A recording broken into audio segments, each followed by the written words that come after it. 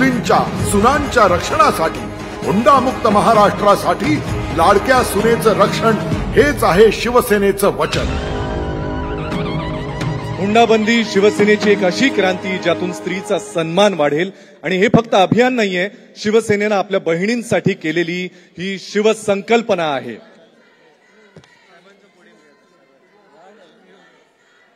एक काळ असा होता ज्या वेळेला साहेबांचं पोडियम मानावं अशी मी आपल्याला विनंती करतो.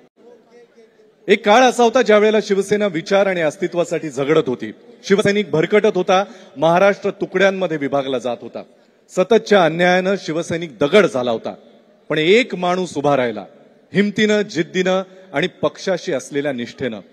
हिंदू हृदय सम्राट बाळासाहेबांच्या विचारानं आणि धर्मवीर दिघे साहेबांच्या आशीर्वादानं, ज्यानं विखुरलेल्या शिवसैनिकाला पुन्हा जागृत केलं, हरवत गेलेलं हिंदुत्व पुन्हा विचारांमध्ये आणलं आणि धनुष्य बाणाचं अस्तित्व पुन्हा सिद्ध केलं. ते नाव म्हणजे शिवसेना मुख्य नेते माननीय श्री एकनाथ संभाजी शिंदे साहेब.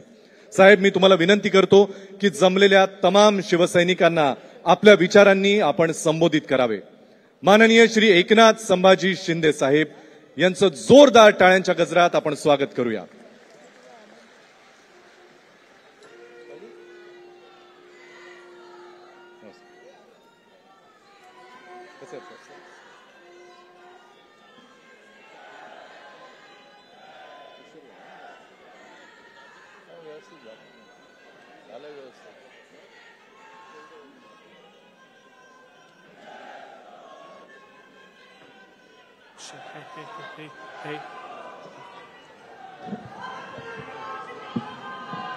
माननीय श्री एकनाथ संभाजी शिंदे साहेब.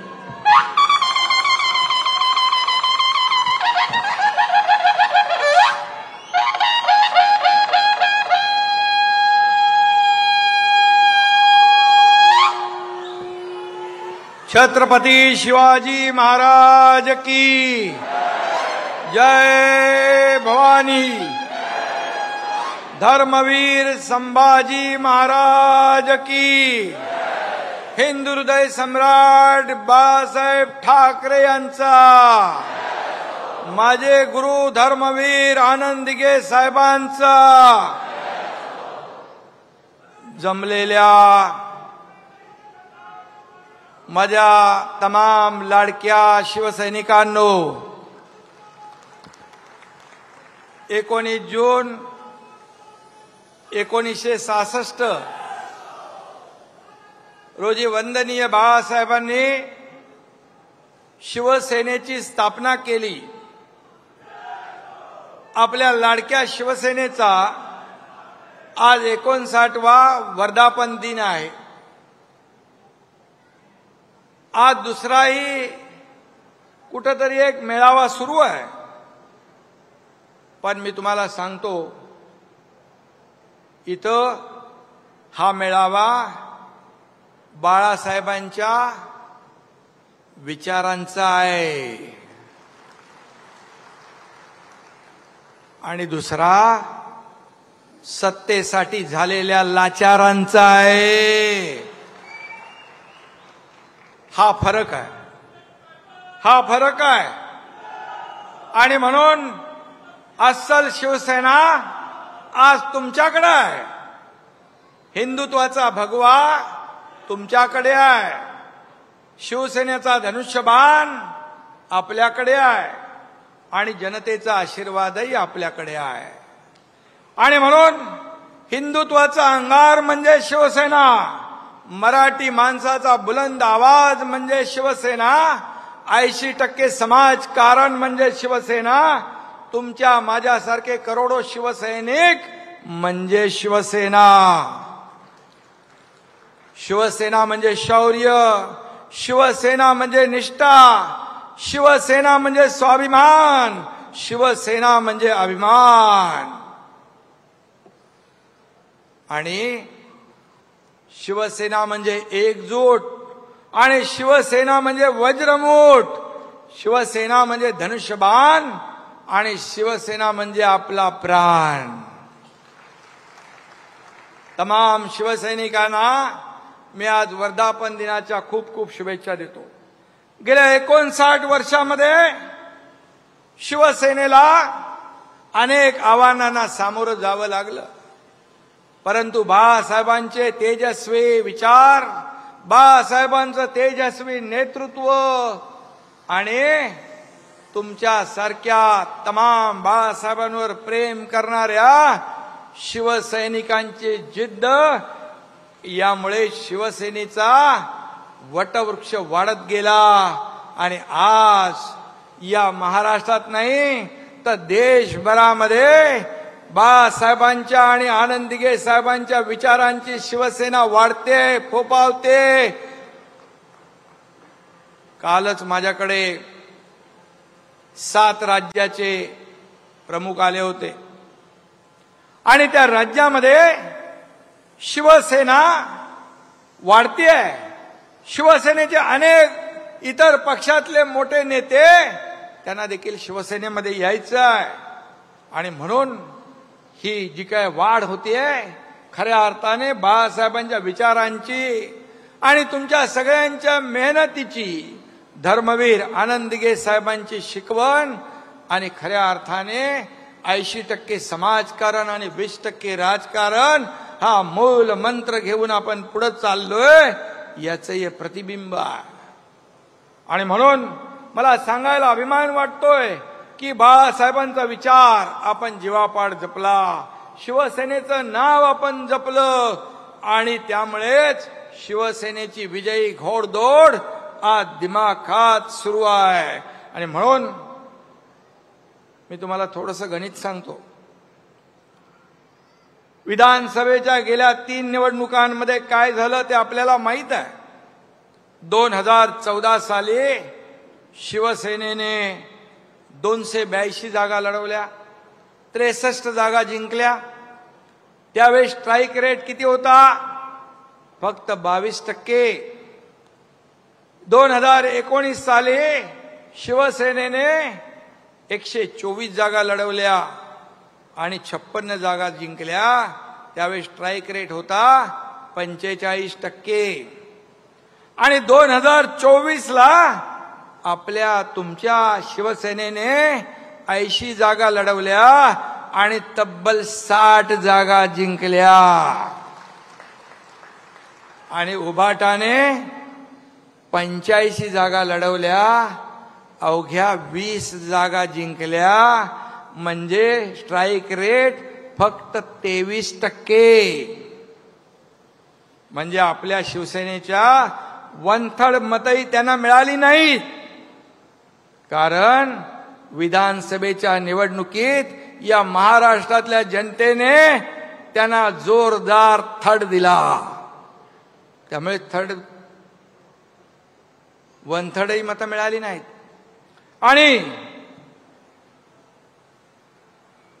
ज्या जागा जिंकल्या त्या देखील काँग्रेसच्या वोट बँकेवर, काँग्रेसच्या मेहरबानीवर. कारण शिवसेनेचे हक्काचे मतदार यांनी उबाटाला केव्हाच टाटा बाय बाय केलेला आहे.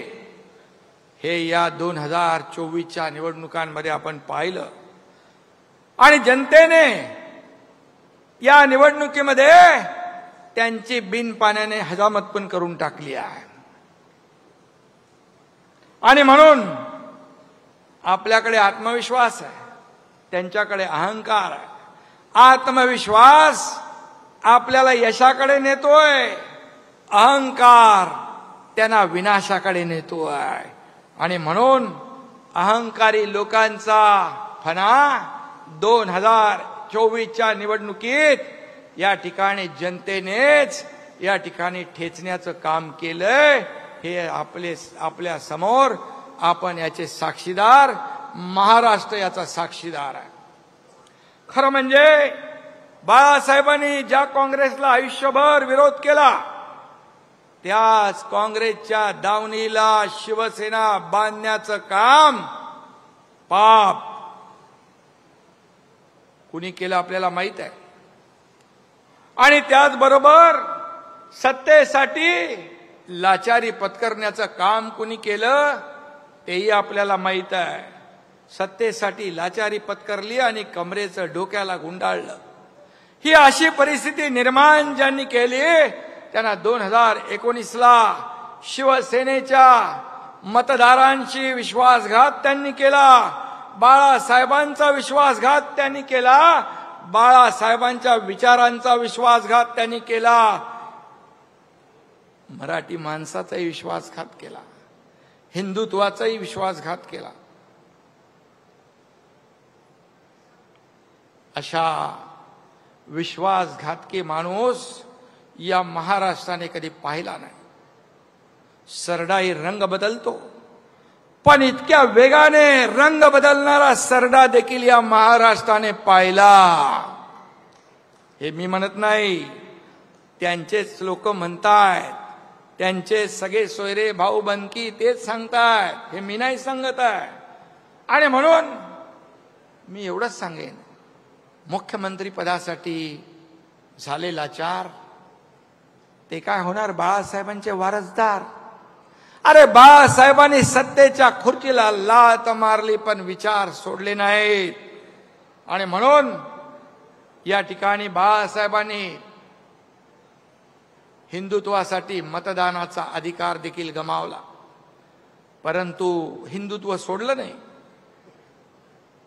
आणि त्यांच्याच नावाने या ठिकाणी वारसदार म्हणणारे सत्तेसाठी त्यांनी लाचारी पत्करली. हा महाराष्ट्र याला साक्षीदार. आणि म्हणून बाळासाहेब असते तर मला सांगा, या खुर्चीसाठी लाचार झालेल्या लोकांना उलट टांगून खालून मिरचीची धुरी दिली असती की नाही?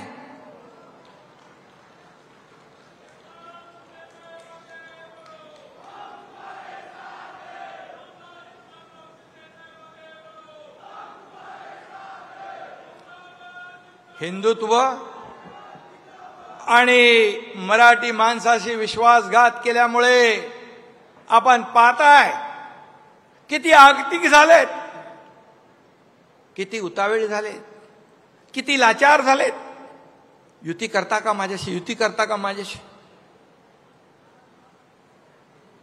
माणसाचे दिवस, माणसाची परिस्थिती कधी बदलेल हे सांगू शकत नाही.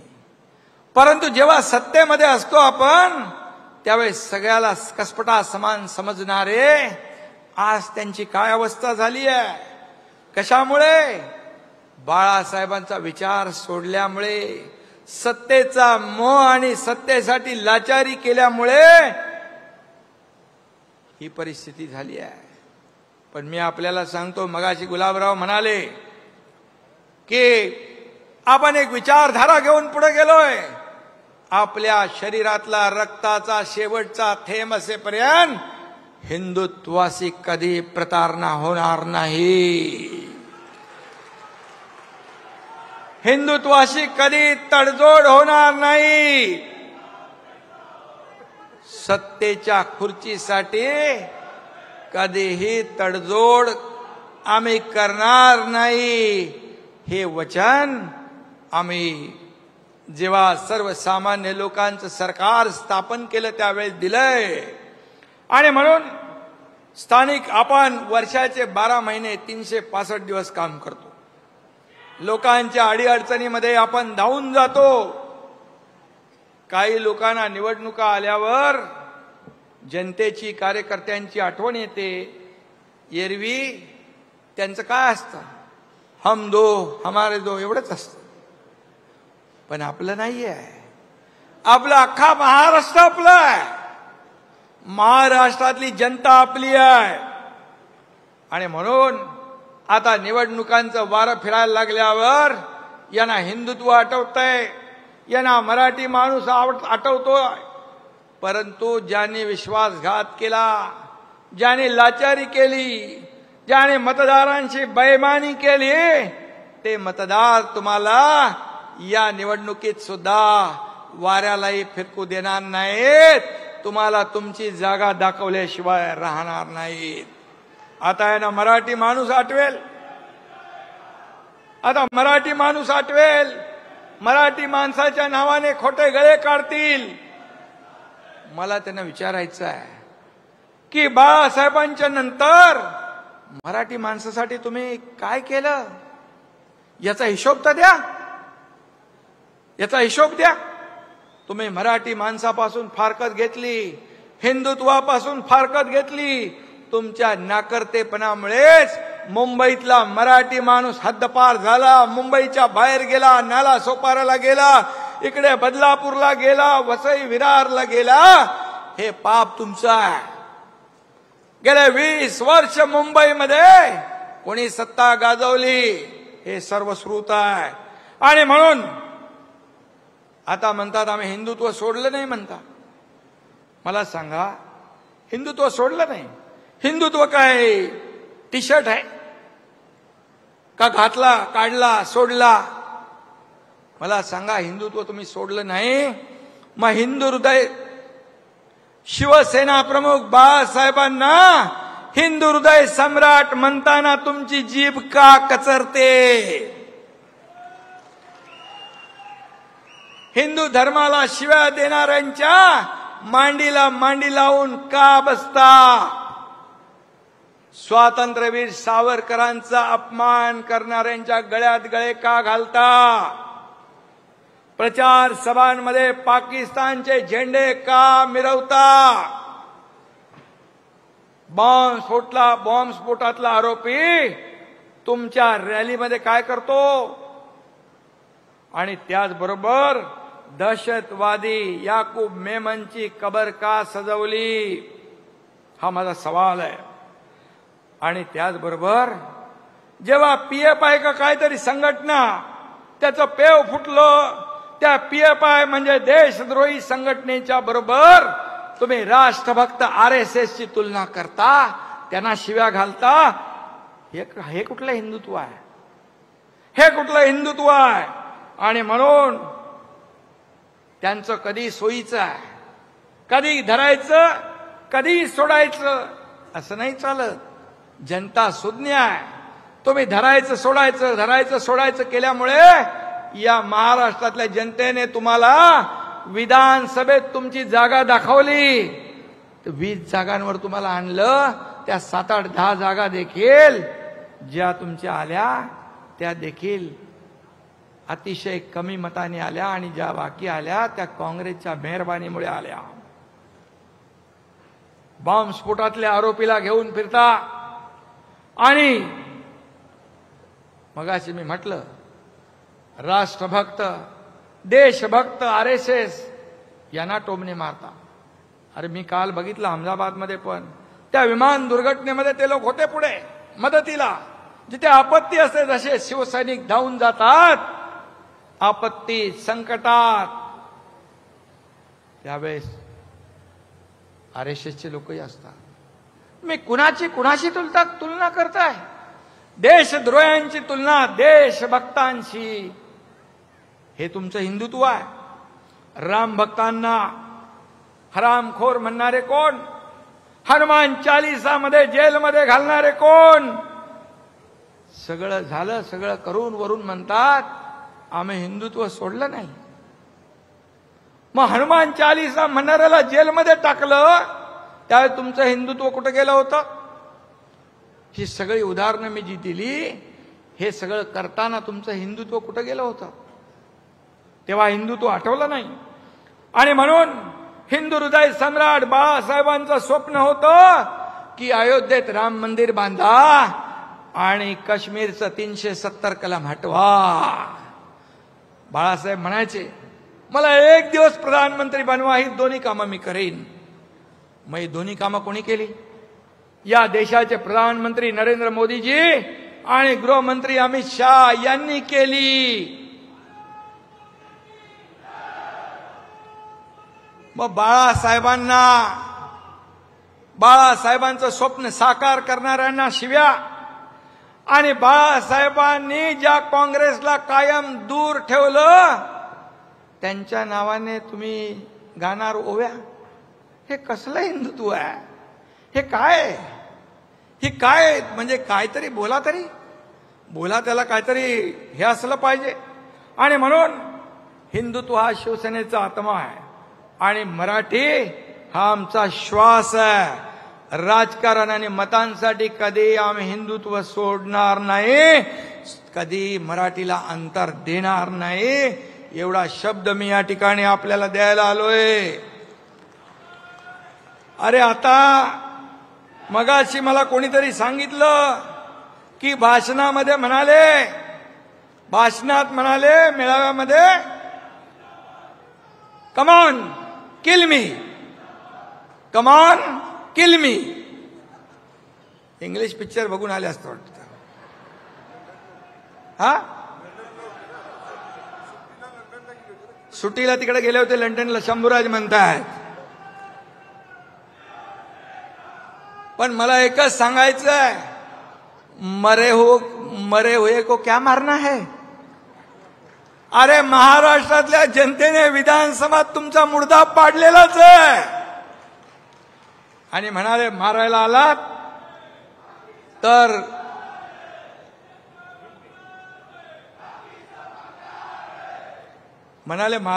ॲम्ब्युलन्स घेऊन या. आता काय बोलायचं, ॲम्ब्युलन्स घेऊन या, ॲम्ब्युलन्स मधून परत जाल म्हणजे तुम्हाला आम्ही फटके देऊ, तुम्ही परत जाल. पण नुसताच करून शोर मनगटात येत नाही जोर. हे लक्षात ठेवा. वाघाचं कातड पांघरून लांडगा वाघ होत नाही. त्याला शेर का कलेजा लगता है आणि मनगटात जोर लागतो. नुसता तोंडाच्या वापा सोडून चालत नाही, त्याला मनगटात ताकद लागते. आणि तोंडात दम असून चालत नाही, तर मनगटात दम लागतो. तो या माझ्या शिवसैनिकांमध्ये आहे. आमच्या नादाला लागू नका तुम्ही. अरे तुम्हाला आम्ही 2-2.5 वर्षापूर्वी दाखवलंय, 3 वर्षापूर्वी तुमच्या टांगा पलटी, घोडे फरार करून टाकले आम्ही. आमच्या नादाला काय लागतंय. अरे हा एकनाथ शिंदे बाळासाहेबांचा सच्चा कार्यकर्ता, धर्मवीर आनंद दिघे साहेबांचा कार्यकर्ता आहे. बाळासाहेबांनी भाषणात सांगितलंय, धर्मवीर आनंद दिघेंच्या तालमीतले लोक आहेत. हा एकनाथ आहे. अरे आमच्या नादाला कशाला लागतं. आम्ही कोणाच्या नादाला लागत नाही. हम किसको छेड़ते नहीं, अगर हमें कोई छेड़ेगा तो हम छोड़ते नहीं.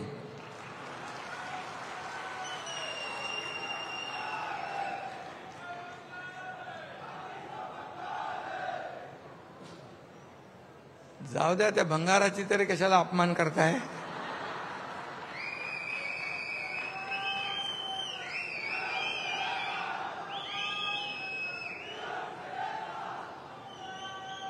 परवा पहलगाम, गेल्या महिन्यात पाकड्यांनी आपल्या आया बहिणींचं कुंकू पुसलं, आपल्या आया बहिणींचा सिंदूर पुसला. मराठी बहिणी इतर जातीच्या बहिणी होत्या. डोळ्यात देखत त्यांच्या कर्त्या पुरुषाला गोळ्या घालण्याचं पाप पाकड्यांनी केलं. आणि मग मराठी बहिणी महाराष्ट्रातले होते. आम्ही गेलो त्यांच्या घरी. त्याचं सांत्वन करायला गेलात तुम्ही? कधी गेलात? कधी जाणार नाही. कारण तेव्हा कुठे होते?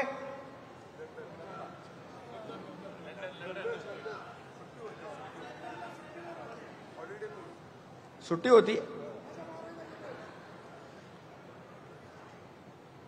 तेव्हा कुठं गेलं होतं तुमचं देशप्रेम? तेव्हा कुठं गेलं होतं तुमचं मराठी प्रेम? कुठं गेलं होतं बहिणींवरचं प्रेम? ऑपरेशन सिंदूर झालं. दहशतवाद्यांचे अड्डे भारतीय लष्कराने उद्ध्वस्त केले. फक्त 20 मिनिटात हवाई दलाच्या विमानाने 20 मिनिटात पाकिस्तानची चरबी उतरून टाकली. हमारी फौज ने और मोदी जी ने पाकिस्तान के घमंड को तोड़ा है। ओ पाकिस्तान,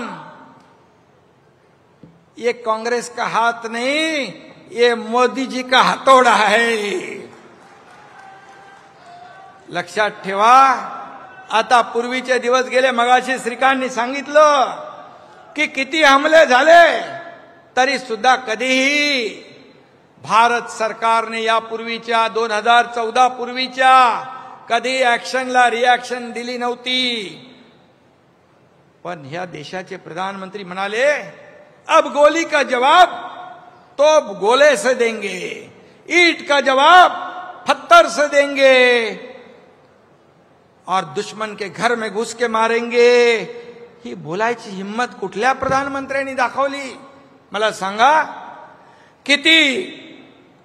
आणि राहुल गांधी, काँग्रेस अशा प्रधानमंत्र्यांचा एकेरी उल्लेख करतात,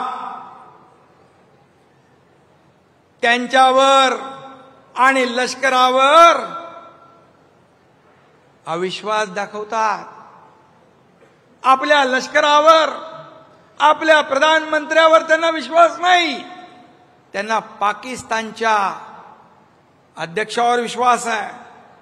आणि मला नाही एक, आणि त्याचबरोबर मला नाही, संपूर्ण 140 कोटी जनतेला ऑपरेशन सिंदूर बद्दल अभिमान आहे।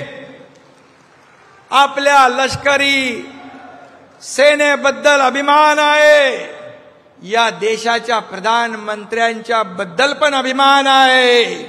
बाळासाहेब असते तर मुक्त कंठाने त्यांना शाबासकी दिली असती, परंतु शाबासकी जाऊ द्या, ही कद्रू माणसं आरोपाशिवाय करणार काय दुसरं? आणि म्हणून भारताने पराक्रम गाजवल्यानंतर काँग्रेसच्या राहुल गांधींना आणि या बाकी उबाटा बिबाटाच्या चमच्यांना प्रश्न पडलाय, किती विमानं पडली, किती मिसाईल पडले, किती ड्रोनचं नुकसान झालं, किती नुकसान झालं? अरे, भारतीय लष्कराच्या पराक्रमावर शंका घेताय? भारतीय लष्कराने पाकिस्तानला धडा शिकवण्याचं काम केलं आणि आपण टार्गेटेड हल्ला केला, प्रिसाइज अटॅक केला। आपण फक्त आतंकवादी अड्डे उद्ध्वस्त केले, आपण कुठल्याही सामान्य नागरिकाला मारलं नाही। मग तुम्ही पाकिस्तानच्या लष्कर प्रमुखांवर विश्वास दाखवताय? हा खरं म्हणजे देशद्रोहापेक्षा, हा त्याच्यापेक्षा देखील छोटा गुन्हा नाही। खरं म्हणजे हा एक प्रकारचा देशद्रोहच आहे। आपल्या लष्करावर अविश्वास दाखवणं हा एक प्रकारचा देशद्रोह आहे। कसले हिशोब मागताय? अरे 26/11 मध्ये जे लोक मेले, बॉम्बस्फोटमध्ये, साखळी बॉम्बस्फोटमध्ये जे लोक, आपले निरपराध लोक मेले, त्यांच्याबद्दल कधी विचारणा केली? गेल्या अनेक वर्षात सामान्य निरपराध 20,000 लोक मारले गेले। सीमेवर लढणारे सैनिक, लष्करातले 6,500 मारले गेले जवान। त्यांच्या मृत्यूचा हिशोब मागताय? त्यांच्या मृत्यूचा हिशोब मागताय? तो नाही मागत। तुम्ही किती नुकसान झालं हे सांगा। अरे, ज्याने जीवाची बाजी लावून हे काम केलं, पराक्रम केला, त्यांना शाबासकी द्यायचं सोडून तुम्ही त्यांच्यावर शंका उत्पन्न करताय, अविश्वास व्यक्त करताय। मी तर म्हणेन, तुम्ही भारतीय आहात की पाकिस्तानचे एजंट आहात असं म्हटलं तर वावगं ठरणार नाही। पाकिस्तानची बोली तुम्ही बोलताय।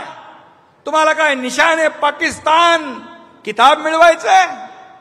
निशाने पाकिस्तान, पाकिस्तानची बोली बोलताय देशात राहून, आणि तुमच्या वक्तव्याचा वापर करून पाकिस्तान देशाची बदनामी जगभरात करतेय। मग ते राहुल गांधी असतील, नाही तर आणखी कोणी असतील। बाळासाहेब असते ना तर तुमचा कोर्ट मार्शलच केला असता आणि तुम्हाला तुमची जागा दाखवली असती. इथं मी सांगतो आपल्याला, इथं जे वक्तव्य करतात ते पाकिस्तानमध्ये पाकिस्तानचे लोक दाखवतात, जगाला दाखवतात की हे बघा तुमच्या देशातलेच लोक काय म्हणतात. हे म्हणतात पाकिस्तान में राहुल गांधी क्यों वायरल है. पाकिस्तानमध्ये त्याची एवढी मोठी लोकप्रियता झालेली आहे. आणि त्याचबरोबर दुसरं एक त्याच्यामध्ये आहे की हा एक आहे, काय म्हणाले, how did Rahul Gandhi become a hero in Pakistani media. अरे तुम्ही पाकिस्तानमध्ये हिरो झाले, इथे भारताच्या विरुद्ध बोलून. तुम्ही पाकिस्तानमध्ये जरी हिरो झाला असाल तर पाकिस्तानमध्ये तुम्ही हिरो आणि भारतामध्ये झिरो. ही भारतातली जनता तुम्हाला केल्याशिवाय राहणार नाही. आणि म्हणून हे वक्तव्य तुम्ही जाऊन करता देशाच्या प्रधानमंत्र्याच्या विरोधात, लष्कराच्या विरोधामध्ये. हा देशभक्ती नाही, ही देशद्रोह आहे. मी आताच आपण सगळ्यांनी श्रीकांतची मुलाखत ऐकली, मिलिंदची ऐकली. त्याने सांगितलं अनुभव आलेले काय काय. आपल्या खासदार शिष्टमंडळ 32 देशामध्ये गेलं. खऱ्या अर्थाने या शिष्टमंडळांनी काय केलं, भारताची भूमिका जगाला पटवून दिली.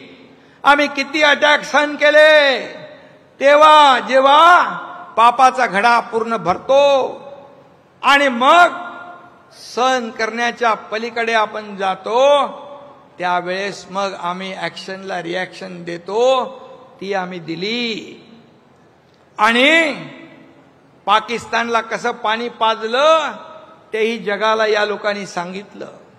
आणि त्याचबरोबर पाकिस्तानचा दहशतवादी बुरखा तरातरा फाडण्याचं काम देखील या 7 शिष्टमंडळांनी केलं. एकामध्ये मिलिंद देवरा होते, एकामध्ये मगाशी सांगितलं मुलाखती श्रीकांतने, त्याच्यापेक्षा किती किती किती किती सिनियर लोक होते. पण एका शिष्टमंडळाचं नेतृत्व तुमच्या श्रीकांतला करण्याची संधी मिळाली. याचा सार्थ अभिमान आपल्या सगळ्यांना आहे, पक्षाचा प्रमुख म्हणून पण आहे आणि एक बाप म्हणून पण मला त्याचा अभिमान आहे. आणि या दोन्ही खासदारांनी जे काम केलं त्यामुळे माझा देखील अभिमानाने ऊर भरून आला. आणि तुम्हाला देखील या शिवसेनेचे 2 खासदार या भारताचं नेतृत्व करतात जगभरामध्ये. ही छोटी गोष्ट नाहीये. जे आता गल्लीमध्ये बसून जे काय मगाशी त्याला मिलिंदने उत्तर दिलेलं आहे, त्यामुळे मी काय त्या चिखलामध्ये दगड टाकू इच्छित नाही. आणि म्हणून खऱ्या अर्थाने मोदीजींनी श्रीकांतला देखील शाबासकी दिली, त्याच्या पाठीवर कौतुकाची थाप मारली. आणि मोदीजींनी श्रीकांतला म्हणाले, नवं नाव दिलंय भाऊ. कुठे भाऊ? मोदीजींनी शाबासकी दिली आहे. म्हणजे हे श्रीकांतचं श्रेय नाही, तुमच्या सगळ्या शिवसैनिकांचं श्रेय आहे.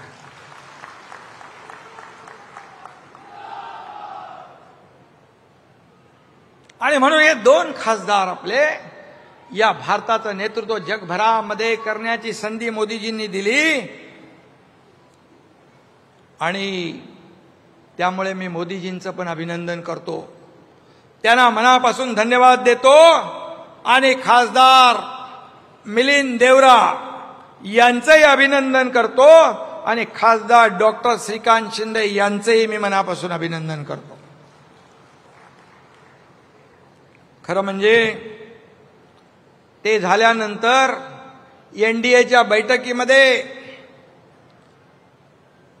ऑपरेशन सिंदूर, भारतीय लष्कराचा आणि प्रधानमंत्री मोदीजींचा अभिनंदनाचा ठराव मांडण्याची संधी तुमच्या एकनाथ शिंदेला दिली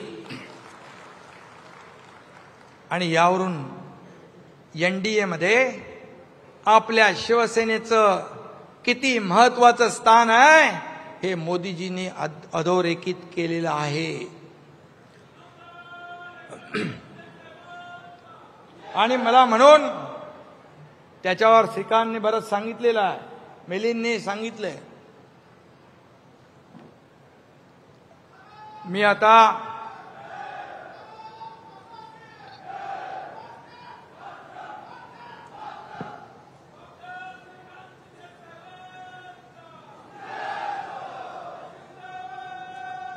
श्रीकांत शिंदे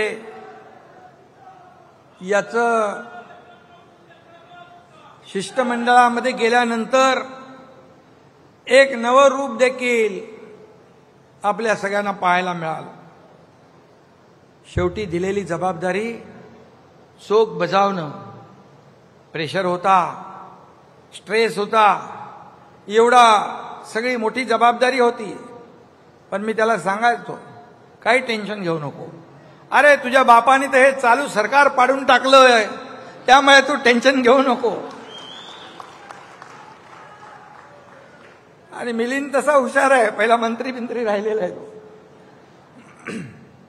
त्यामुळे हे दोन आपले हिरे आहेत आणि त्याने आपल्या शिवसेनेचं, महाराष्ट्राचं, देशाचं नाव उज्ज्वल केलेलं आहे. आता मला सांगा, आता हा विषय आपण बाजूला ठेवूया. आता मला सांगा, शेतकरी बळीराजा काय म्हणतो? एरे एरे पावसा. कशासाठी? शेतीसाठी. चांगली शेती उगायला पाहिजे, शेतकरी समृद्ध झाला पाहिजे, राज्य समृद्ध झालं पाहिजे. पण आता उबाटा काय म्हणतो? एरे एरे पैसा. कारण तोच त्यांचा जगण्याचा एकमेव मंत्र आहे. मला बोलायला पाहिजे, कारण ते काय काय विचित्र बोलतात. मी त्यांची भाषा नाही बोलत, परंतु मला बोलता येतं, मला सगळ्या गोष्टी माहीत आहेत. मी डॉक्टर नसलो तर मोठे मोठे ऑपरेशन करून टाकतो.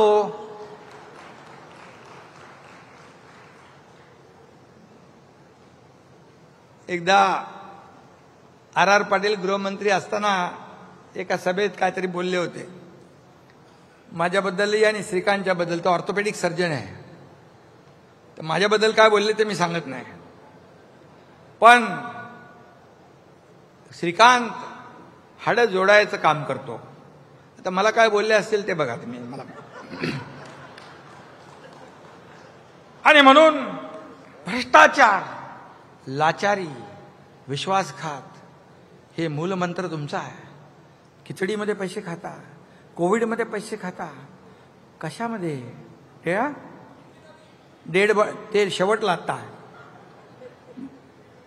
बॉडी बॅग, कचऱ्यात पैसे खाता, डांबरात पैसे खाता. जनतेचा किती पैसा खाल्ला तरी तुमचं पोटच भरत नाही. किती मोठं पोट आहे, कुठं जातोय वो पैसे? मीनाताई काय? आणि मिठी नदीच्या गाळातही पैसा खाल्ला. आता मिठी नदीच्या गाळात पैसे खाल्ल्याने ते गाळात रुतत चाललेले आहेत.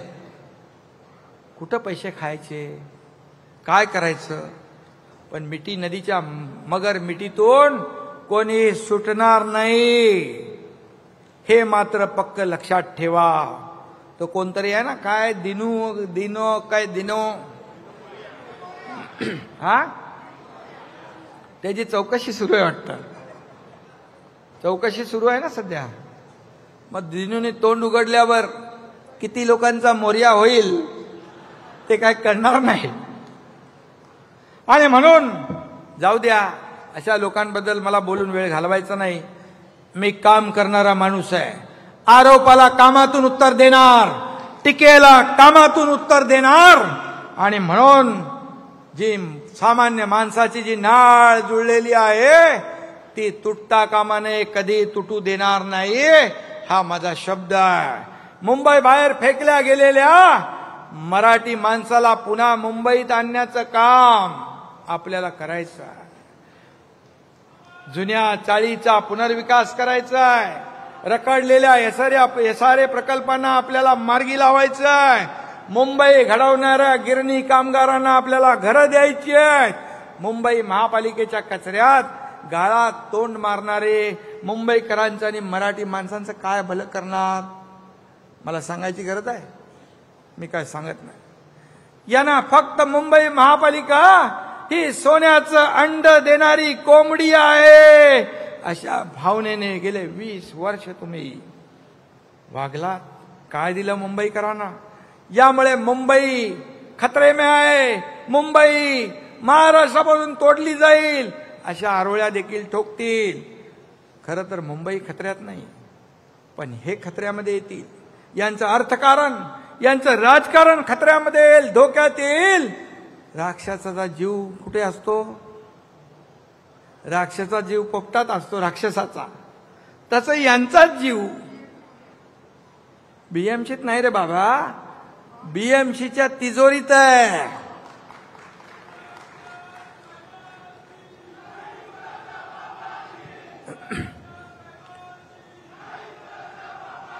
सध्या कुणीतरी काहीतरी निवडणुकीचं कॅम्पेन चालवलंय.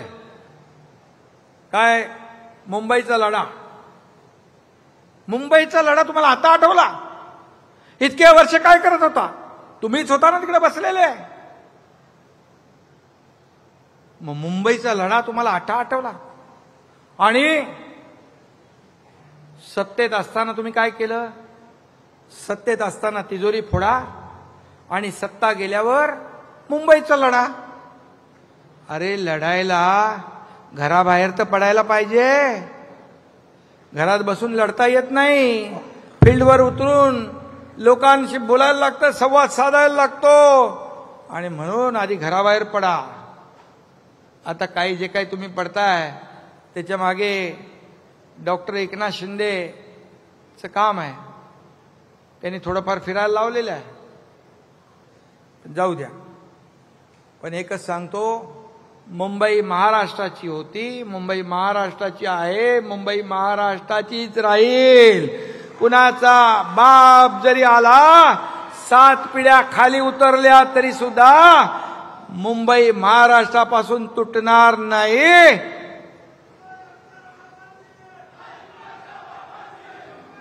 आणि मुंबईचं महत्व तर कमी होणार नाही. मुंबईचं महत्व वाढतंय. मागे नीती आयोगाचे लोक आले तेव्हा म्हणाले, नीती आयोगाने सांगितलं की मुंबई महाराष्ट्र तर सोडा, $1 ट्रिलियन तुम्ही महाराष्ट्राचं धरताय गोल, पण मुंबई आणि MMR मध्येच, फक्त मुंबई आणि MMR मध्ये $1.5 ट्रिलियन पोटेन्शियल आहे. तेव्हा हे म्हणाले, बघा बघा, हे दिल्लीचे लोक आले, हे मुंबईला खेचून न्यायला आले. अरे काहीतरी द्यायला आले ते. आणि म्हणून उलट प्रधानमंत्री नरेंद्र मोदीजींच्या सरकारने दिवसागणिक मुंबईचं महत्व वाढवतायत. गेल्या 3 वर्षात अनेक महत्वाचे निर्णय घेतले. महाबिगाडी सरकारच्या काळात काय होतं? मुंबई ठप्प होती, मुंबई बंद होती, मेट्रो बंद होती. ते घरकोंबडे होते, त्यांनी त्या मेट्रो कारशेड बंद केला होता. अरे 10,000 कोटी रुपये वाढले. याचं कोण उत्तर देणार? हा जनतेचा पैसा कोण भरणार? आणि म्हणून गेल्या 3 वर्षामध्ये coastal road, Atal Setu, metro, car shed सगळे प्रकल्प आपण मार्गी लावले. देवेंद्रजींच्या काळात काही प्रकल्प सुरू झाले होते, ते मुख्यमंत्री असताना.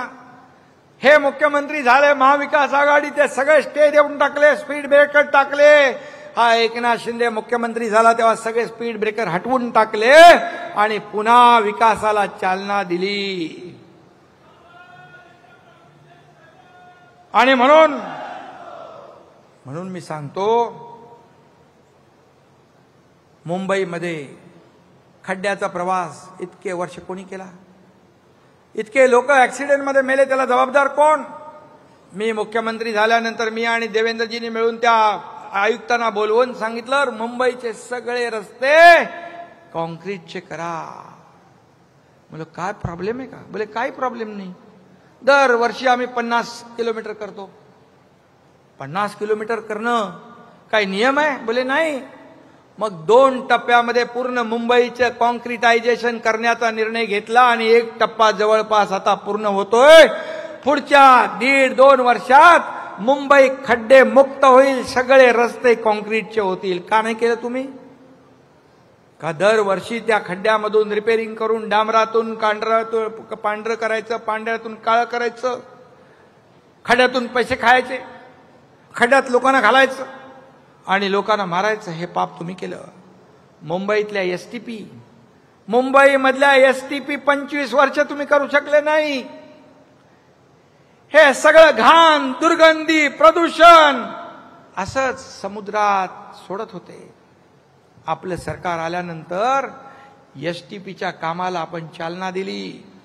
एसटीपी आता कार्यान्वित होतील आणि हे जे काही पाणी दिसतंय समुद्राचं, हे आता काळं आहे, पण ते निळं झाल्याशिवाय राहणार नाही. कारण आपण ते काम 25 वर्ष झालं नाही, ते आपण केलं. केंद्र सरकारच्या मदतीने अनेक प्रकल्प आपण पूर्ण करतोय. मुंबईला ग्लोबल फिनटेक हब आपण करतोय. परवाच मुख्यमंत्र्यांच्या उपस्थित 5 इंटरनॅशनल युनिव्हर्सिटी सोबत करार झाले. MMR एज्युकेशन हब होणार, MMR ग्रोथ इंजिन होणार. हे महाराष्ट्र हे देशाचं ग्रोथ इंजिन आहे. विकासाला चालना देण्याचं काम होत आहे. नवी मुंबईचे एअरपोर्ट आपण करतोय, झालंय, आता त्याचं उद्घाटन होईल. वाढवणला देशातलं सगळ्यात मोठं बंदर होत आहे, तिथे देखील आपण विमानतळ, एअरपोर्ट करतोय. हे विकास, air connectivity, rail connectivity, road connectivity, water connectivity, हे सगळं असेल तेव्हा राज्य पुढे जातं. आणि म्हणून इन्फ्रास्ट्रक्चरवर जास्त जोर ज्या देशाचा, राज्याचा असतो, त्या राज्याचा विकास वेगाने होत असतो. आणि म्हणून गेल्या 3 वर्षात इतकी कामं आपण केली, विकासाला चालना दिली, लोकाभिमुख कल्याणकारी योजना आपण केल्या. आणि म्हणून मुंबईचं आंतरराष्ट्रीय दर्जावर, आंतरराष्ट्रीय स्तरावर महत्व पुढच्या 2-4 वर्षात वाढल्याशिवाय राहणार नाही. हा एकनाथ शिंदेची कमिटमेंट आहे आणि एकनाथ शिंदे एकदा कमिटमेंट करतो ती पूर्ण करतो. आणि म्हणून स्थगिती सरकार बदलून प्रगती सरकार आपण आणलं. No reason, on the spot decision करणारं आपलं सरकार आहे. आपल्याला कारण दाखवा नाही, मी अधिकाऱ्यांना सांगतो, काम होणार नाही हे सांगायला अक्कल लागत नाही, स्किल लागत नाही. न होणारं काम नियमामध्ये बसून, कायद्यामध्ये बसवून करायला स्किल लागतं. असे अधिकारी आम्हाला पाहिजेत. म्हणून माझ्या 2.5 वर्षाच्या काळामध्ये जे काम केलं ते आपण पाहिलंय. जीवाची पर्वा न करता पूर्ण राज्यभर फिरलो, लोकांच्या, सर्वसामान्यांच्या मदतीला धावलो. आजही मला अनुभव येतोय. लोक रस्त्याच्या दुतर्फा असतात उभे, सभेत असतात, गच्चीवर असतात, टेरेसवर असतात, घरात असतात, सगळीकडे उभे असतात. भर उन्हात तानात उभे असतात. कोणाला पडलीये, कशाला? पण जे काय काम केलं त्याची आठवण लोकांनी ठेवली आहे. हे माझं भाग्य आहे. आणि सगळ्या पदांपेक्षा या लाडक्या बहिणींचा लाडका भाऊ हे मोठं पद मला मिळालं. आणि म्हणून सांगतो तुम्हाला, कोणी किती अफवा पसरवल्या, लाडकी बहीण योजना बंद होईल, पण मी सांगतो ही कोणी किती अफवा पसरवल्या, खोट्या काय काय म्हणाले, काही प्रयत्न केले तरी सुद्धा लाडकी बहीण योजना कधी बंद होणार नाही.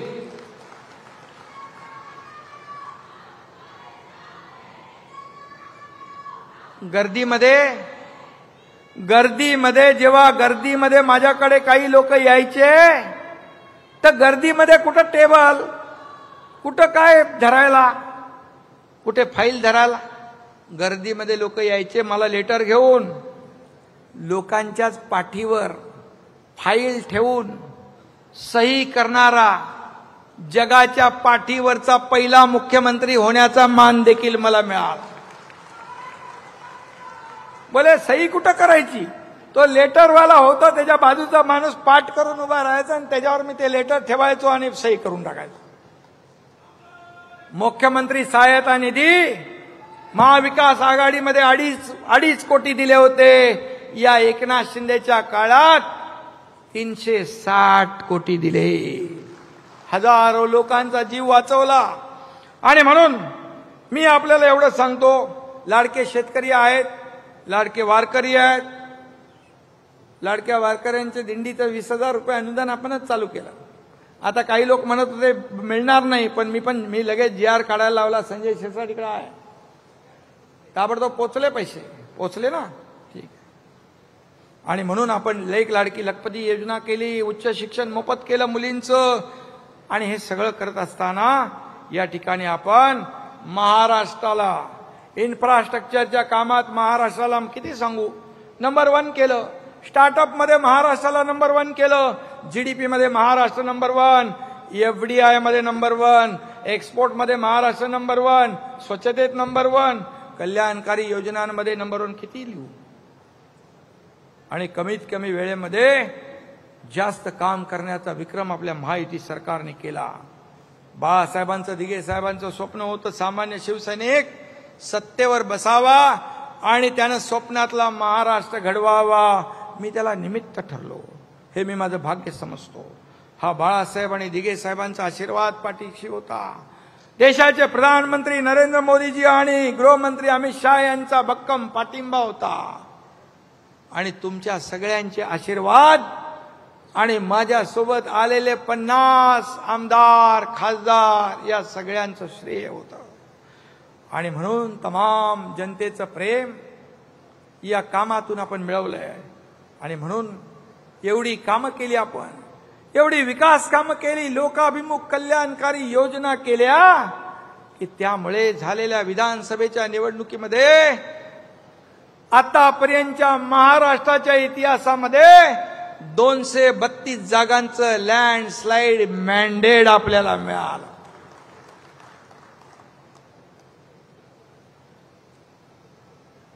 काही दिवसापूर्वी पुणे जिल्ह्यात एक अतिशय दुःखद आणि दुर्दैवी घटना घडली. सासरच्या छळाला कंटाळून आपल्या एका बहिणीने आपलं जीवन संपवलं. तशी लेक लाडकी असते, तशी बहीण लाडकी असते, तशी सून का वागू शकत नाही आपण?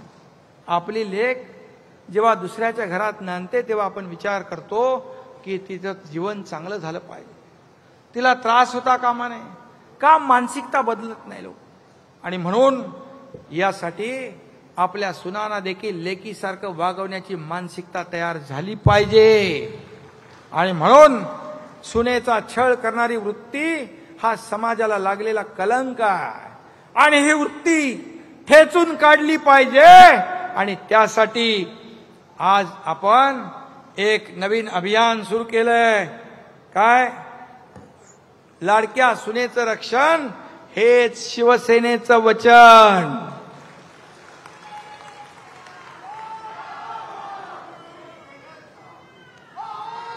आणि मी हे सांगतो, प्रत्येक घरातली लाडकी सून ही आपली या एकनाथ शिंदेची लाडकी बहीण आहे, सांगून ठेवतो.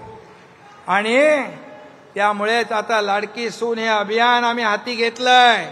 यापुढे शिवसेनेच्या शाखा तुमचं हक्काचं आणि जवळचं माहेर असणार आहे. सासरी छळ होणाऱ्यांच्या बहिणींच्या मदतीला आमच्या या रणरागिणी धावून जातील. आणि त्यात पीडित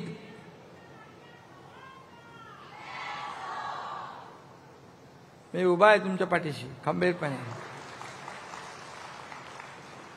आणि म्हणून हे सुरुवात आपण हे धर्मवीर आनंद दिघे साहेब यांनी हे त्यांच्या कार्यकाळात जिथं अन्याय झाला त्याला बरोबर जशा तसं धडा शिकवला. आणि म्हणून या लाडक्या सुनेचं रक्षण हे शिवसेनेचं वचन, हे अभियान आपण धर्मवीर आनंद दिघे साहेब यांच्या आश्रमातून सुरू करतोय. आणि याच्यानंतर आपली सगळी जी काय ती बांधणी ते सगळं होईल. आणि म्हणून मी आता शेवटचं आपल्याला सांगतो, आपण महायुतीत लढलो, महायुतीचा कारभार केलाय. आधी मी सीएम होतो, आता डीसीएम आहे. आता देवेंद्रजी सीएम आहेत. पंतप्रधान मोदीजींच्या नेतृत्वाखाली देश महासत्तेकडे चाललाय. मोदीजींच्या मार्गदर्शनाखाली आमची टीम महाराष्ट्राचा गतिमान विकास करतीये. तो वेग आणखी वाढवायचा आहे. इथून पुढे फक्त विकास, विकास आणि विकासच हा अजेंडा आपला आहे.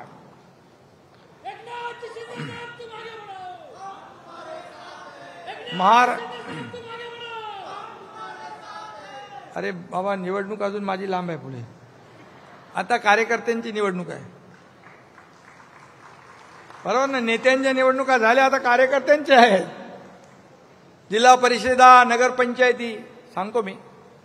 आणि म्हणून महाराष्ट्र हे आपल्या सर्वश्रेष्ठ राष्ट्र करायचं आहे. त्यासाठी महायुतीचा जन्म झालाय आणि कामही सुरू झालंय. येणाऱ्या निवडणुकीत देखील आपण बाजी मारणार आहोत, बिलकुल मारणार. विजयाची हॅट्रिक होणारच. आणि त्यामुळे राष्ट्र जिंकलं, महाराष्ट्रही जिंकला. आता स्थानिक स्वराज्य संस्थाही आपण जिंकणार. शिवसेना पक्ष वाढतोय रोज दररोज. आज देखील काही नगरसेवक आले. मी आपल्याला सांगतो, मगाशी मी वर्धापन दिन होता म्हणून थोडा आढावा घेतला, तर आतापर्यंत मुंबईतले उबाटाचे 50 विद्यमान 2017 ते 22चे नगरसेवक शिवसेनेमध्ये आले. 50. अजून पुढे काय होते ते सांगत नाही मी आता. पण इतर पक्षाचे देखील असे करून 60 ते 65 लोक विद्यमान नगरसेवक 17 ते 22 हे शिवसेनेमध्ये दाखल झालेले आहेत. आणि म्हणून येत्या निवडणुका देखील हा खऱ्या अर्थाने हा वाढीचा वर्धापन दिन आहे. येत्या निवडणुका देखील आपल्याला महायुतीत आपण लोकसभा लढलो, विधानसभा लढलो, या स्थानिक स्वराज्य देखील संस्था आपल्याला महायुतीत लढायची आहे. युतीचा निर्णय योग्य वेळी आम्ही घेऊ, पण तुम्ही मात्र सगळे लोक निवडणुका जिंकण्याच्या कामाला लागा. आपल्याकडे काम खूप आहे, वेळ कमी आहे. आणि पुढच्या काळात जास्तीत जास्त सदस्यांची नोंदणी करा. जेवढी नोंदणी जास्त तेवढा पक्ष मजबूत होईल. पक्ष मजबूत झाला, पक्ष मोठा झाला तर तुम्ही मोठे होणार आहात. आणि म्हणून सध्या सोशल मीडियाचा जमाना आहे, त्याच्यावर देखील आपले सगळे टीमने ऍक्टिव्ह राहिलं पाहिजे. घराघरात मनामनामध्ये भगव्या विचारांचा दिवा पेटवा, हिंदुत्वाचा ज्वलंत अंगार फुलवा. सर्व सण, आता सगळे सण येतात, सण उत्सव साजरे करा, जोरात करा, हिंदुत्वाचा जय जयकार करा आणि पुढे चला. म्हणून कार्यकर्ते तयार करा. कार्यकर्ते तयार झाल्याशिवाय नेते तयार होत नाही. आणि म्हणून जे माझ्या व्यासपीठावर भरलेले सगळे हे जे बसलेले लोक आहेत, हे आमचं ऐश्वर्य आहे, हे आमचं ऐश्वर्य आहे. आणि समोर बसलेले तुम्ही, ही शिवसेनेची संपत्ती आहे, ही असेट आहे. मी म्हणालो त्यावेळेस, आम्हाला प्रॉपर्टी नको, बाळासाहेबांचे विचार हीच आमची संपत्ती आहे. आणि म्हणून विधानसभा जिंकलो म्हणून बेसावध राहू नका, गाफील राहू नका. येणारी प्रत्येक निवडणूक आपल्याला जिंकायची आहे. राष्ट्र जिंकले, महाराष्ट्रही जिंकला, दोन्हीकडे भगवा फडकला. आता मिशन एकच, महापालिकेवर भगवा, जिल्हा परिषदेवर भगवा, नगरपालिकेवर भगवा, पंचायत समित्यांवर भगवा आणि ग्रामपंचायतीवरही भगवा.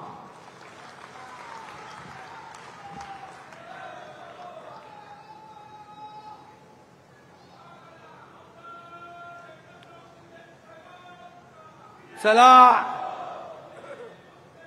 अरे बाबा, मुंबई पाहिजे का नाही? चला, उठा, व्हा आता सज्ज. मुंबईवर सुद्धा भगव्याचेच राज्य. आणि म्हणून जनात भगवा, मनात भगवा, प्रत्येकाच्या घराघरात भगवा, सळसळणाऱ्या रक्तामधून जिवंत ठेवू उरात भगवा. धन्यवाद. जय हिंद, जय महाराष्ट्र. काही क्षणात राष्ट्रगीतानं आजच्या या कार्यक्रमाचा समारोप होणार आहे. तत्पूर्वी सगळ्यात आधी दीपक केसरकर साहेबांनी शिर्डीची साईबाबांची शाल शिंदे साहेबांना भेट म्हणून, आशीर्वाद म्हणून आणलेली आहे. मी केसरकर साहेबांना विनंती करतो की कृपया त्यांनी शिंदे साहेबांचा या ठिकाणी ही शाल देऊन सन्मान करावा. राष्ट्रगीतानं कार्यक्रमाचा समारोप होणार आहे, त्यामुळे कृपया कोणीही